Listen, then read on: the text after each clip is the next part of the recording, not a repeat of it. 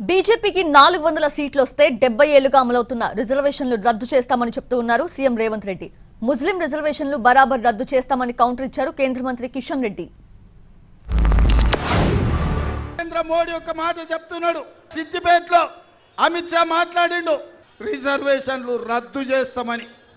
ఎందుకు బీజేపీ వాళ్ళు 400 సీట్లు కావాలంటున్నారు?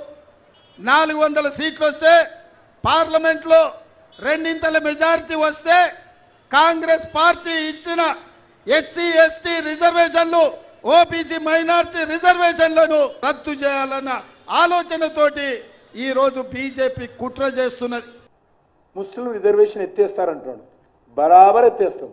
మేము చెప్పడం కాదు, అది రాష్ట్ర హైకోర్టు మతపరమైన రిజర్వేషన్స్ రాజ్యాంగ విరుద్ధమని తీర్పునిచ్చింది.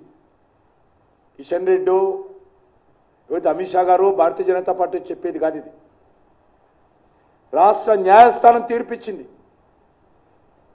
చంప మీద కొట్టినట్టు కాంగ్రెస్ పార్టీకి తీర్పిచ్చింది.